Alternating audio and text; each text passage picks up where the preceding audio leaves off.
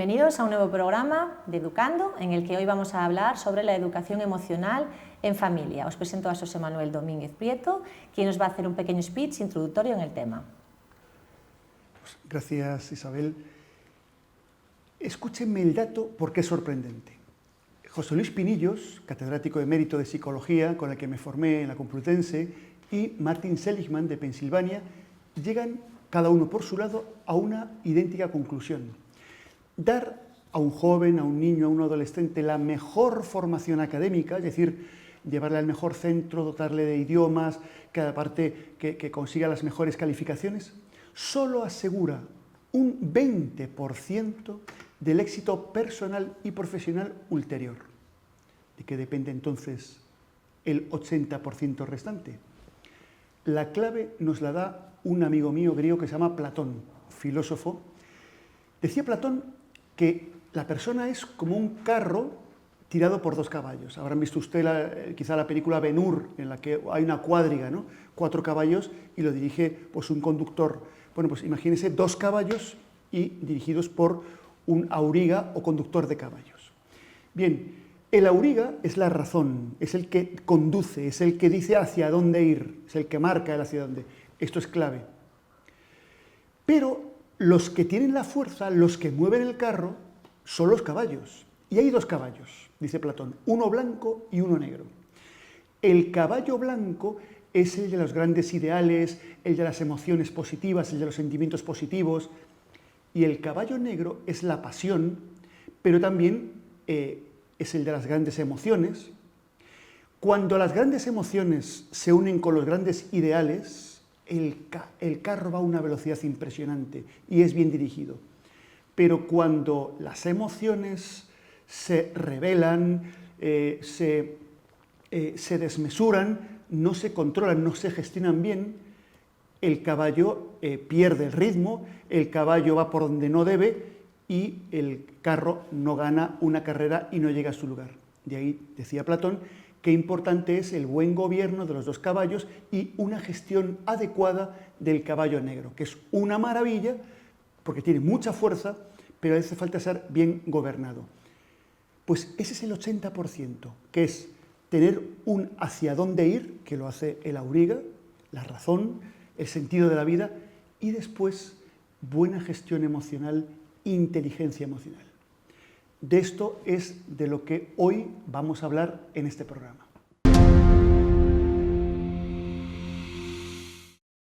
Bueno, pues hoy contamos con nosotros, tenemos aquí a Silvia Martínez, ella es profesora de educación infantil, es especialista en inteligencia emocional y es conferenciante. Bienvenida, Silvia. Gracias. Silvia, para los que no entendemos de este tema, ¿qué es la inteligencia emocional? Bueno, pues la inteligencia emocional es un constructo psicológico que parte de la idea del entrenamiento en habilidades de inteligencia emocional, habilidades cognitivas, mentales, que la persona tiene, como puede ser percibir emociones en sí misma o en los demás, expresarlas, usar la información emocional para facilitar su pensamiento, es decir, ¿qué emoción necesito ahora para realizar esta acción? ¿Qué emoción necesito para enfrentarme a un examen, por ejemplo, si hablamos de un estudiante? Otra habilidad de inteligencia emocional es la comprensión emocional, es decir, saber con detalle y con precisión qué información me dan esas emociones y qué emociones hay. Es decir, qué vocabulario emocional tenemos, que decía Goleman que somos analfabetos emocionales, carecemos. Y por último, y la más complicada y compleja, es la regulación emocional. Regular las emociones en mí misma y ayudar a los demás a regular. Pero yo no puedo regular lo que no conozco, por lo tanto necesito tener todas las anteriores para poder llegar ahí. Este constructo pues, nace en 1990 cuando Peter Salovey y John Mayer publican un artículo científico que llevaba por nombre Inteligencia emocional y quedó en el olvido. Pues ahí la comunidad científica no prestó atención en ese momento, hasta que pasaron 5 años y Daniel Goleman publica su libro Inteligencia emocional, que llegó a ser, como sabéis, pues un bestseller mundial, en el que decía que la inteligencia emocional va a dotar a las personas de una serie de competencias y de habilidades que le van a permitir alcanzar mayor bienestar laboral, académico, personal y social. Por lo tanto, y educativo. Por tanto, él decía que era realmente superior al cociente intelectual.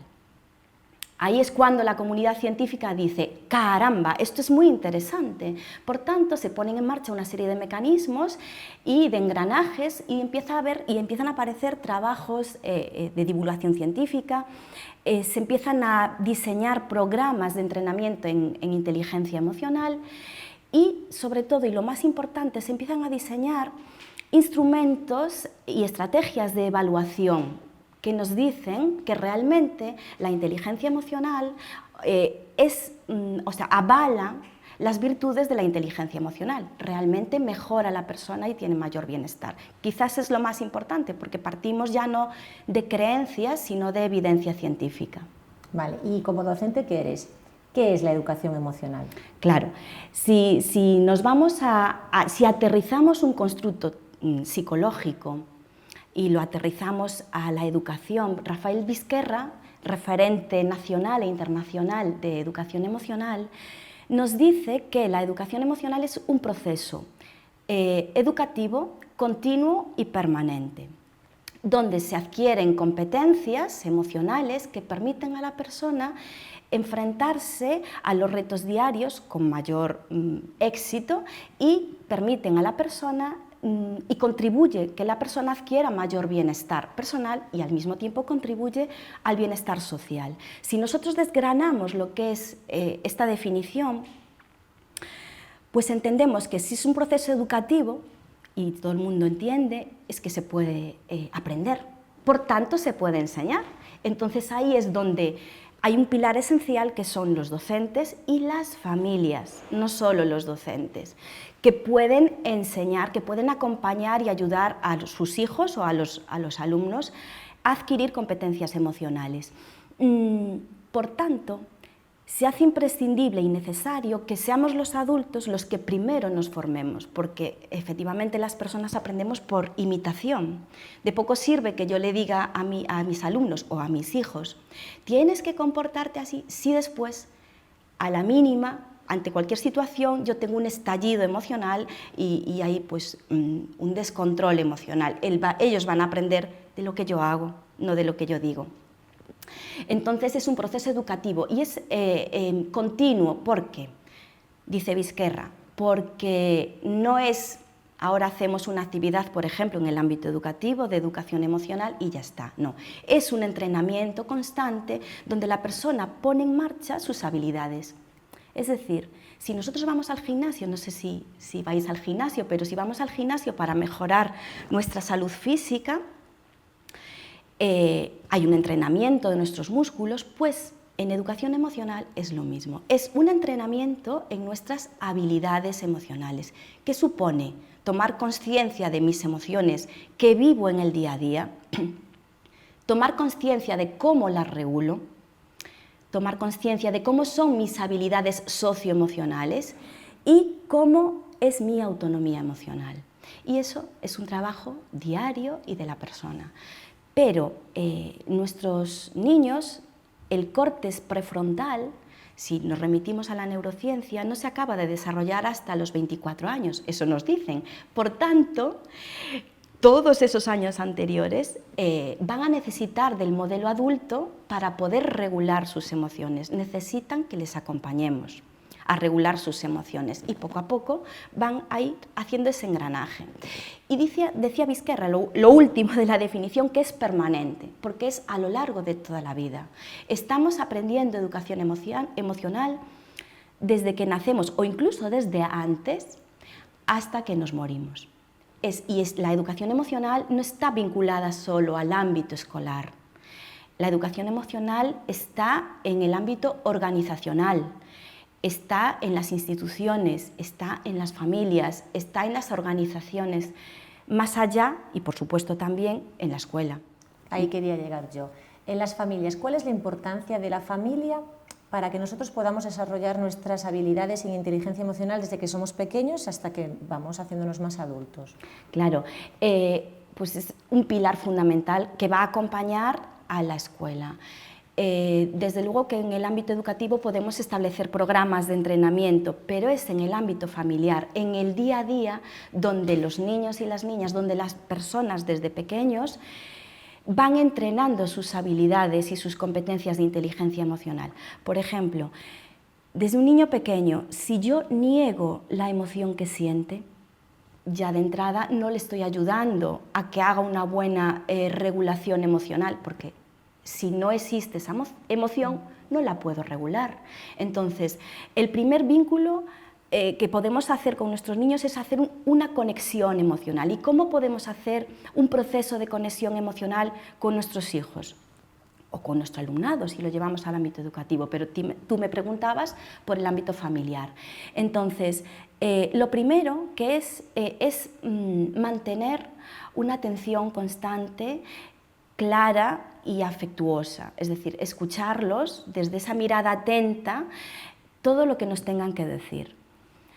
Lo segundo es legitimar la emoción que están sintiendo. Vamos a poner por caso un berrinche de un niño pequeño, por ejemplo. Entonces, voy a ponerme a su altura, no desde arriba y él desde abajo, sino me pongo a su altura, le muestro afectividad, tranquilidad, calma y legitimo su emoción.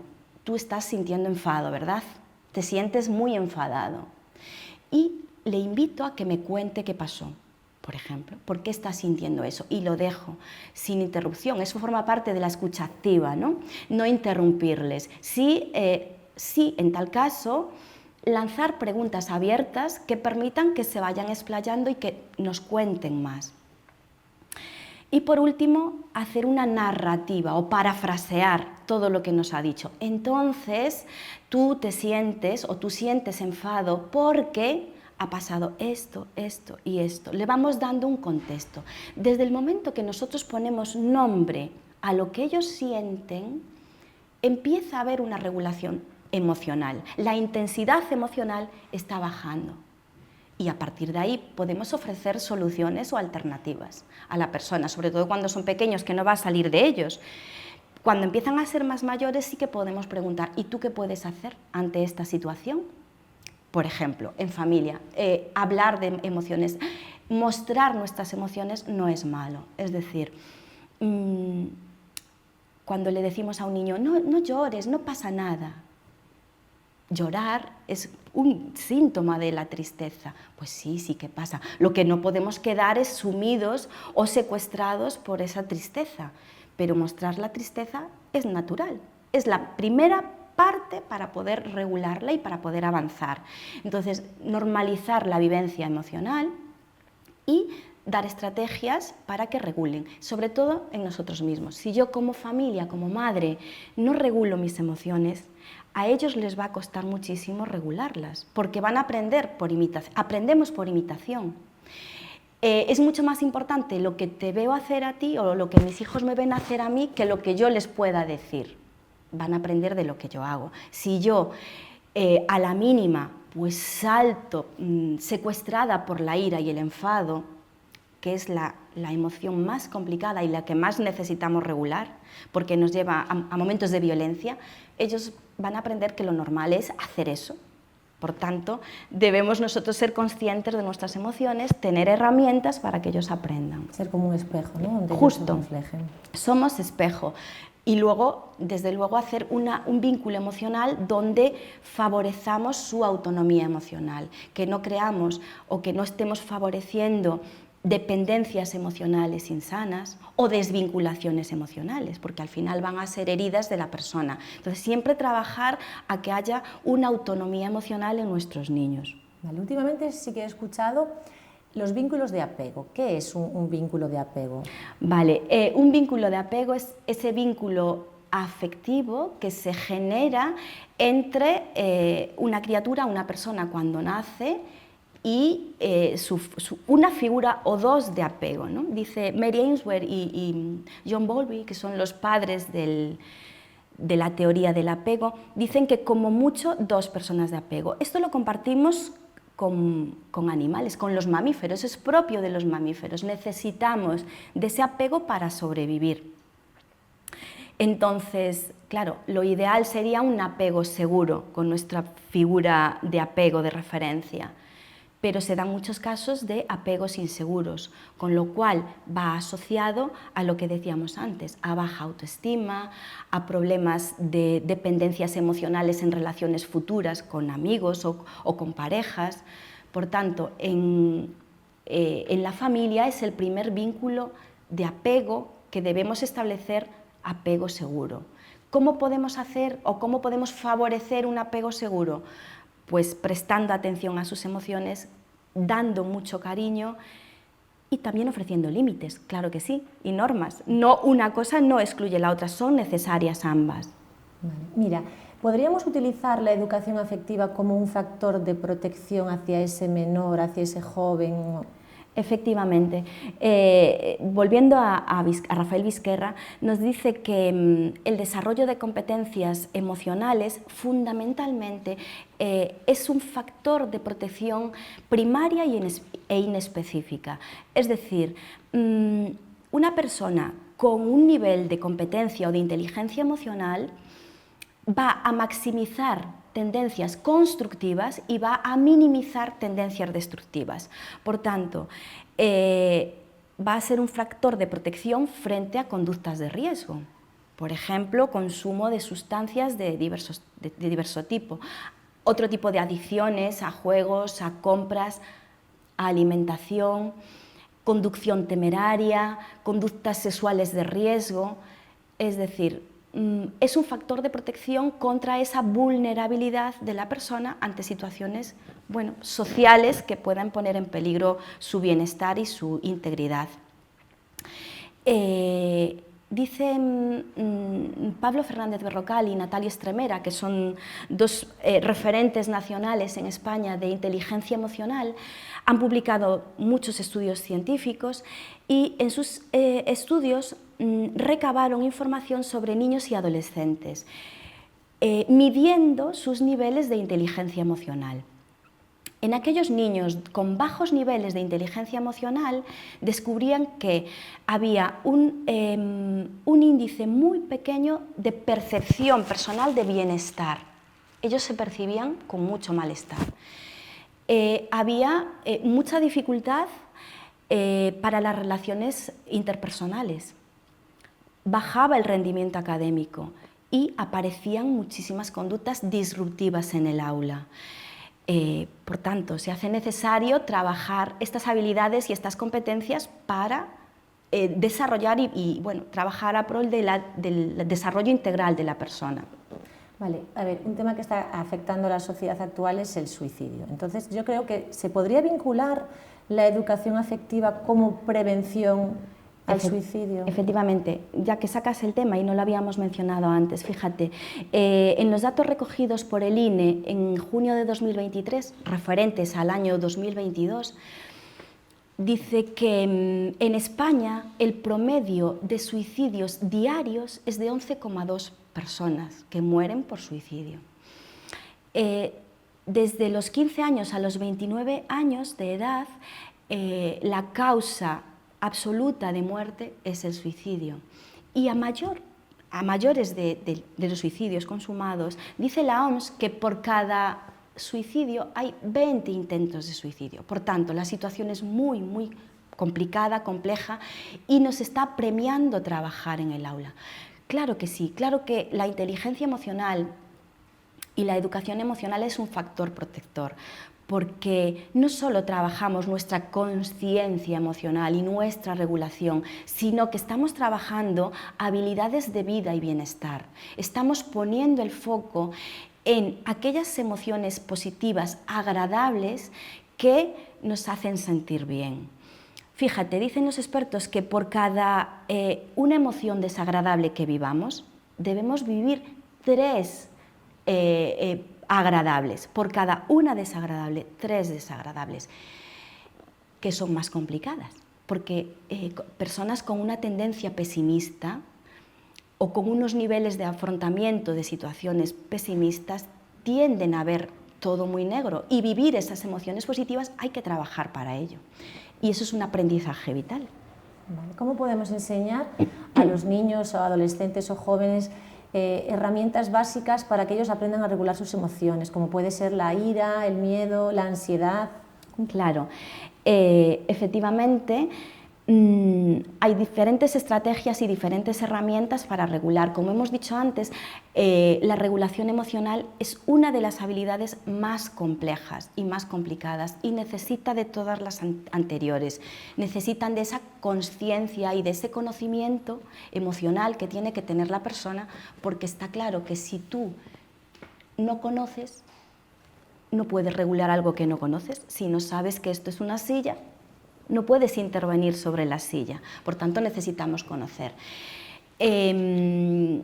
Una estrategia de regulación emocional, pues Daniel Goleman nos proponía la estrategia del semáforo, no sé si conocéis, ¿no? Que es una analogía con un semáforo de circulación vial. Entonces, él dice que cuando estamos secuestrados, hay un secuestro de nuestro sistema límbico, nuestra amígdala, como bien has dicho tú, de esas emociones, pues estamos colapsados ante la ira, ante el miedo, ante la ansiedad. Entonces estamos en esa parte roja del semáforo, ¿no? Donde Goleman nos dice, para, como nos dice el semáforo, tenemos que parar. Y lo que tenemos que hacer es rebajar la intensidad de esa emoción que estamos sintiendo en ese momento. ¿Cómo puedo rebajar la intensidad o la activación de esa emoción? Pues de diferentes maneras.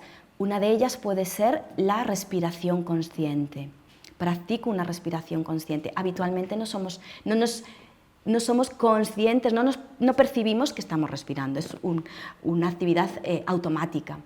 Pero si yo en mi día a día practico la respiración consciente, cuando tenga que regular esa emoción, me va a ser mucho más fácil, porque la respiración consciente lo que hace es desactivar el sistema nervioso simpático, que es el que me hace estar alerta, defenderme. Entonces, al hacer respiraciones conscientes, desactivo el sistema nervioso simpático y activo el parasimpático, que es el de la calma, el de la relajación.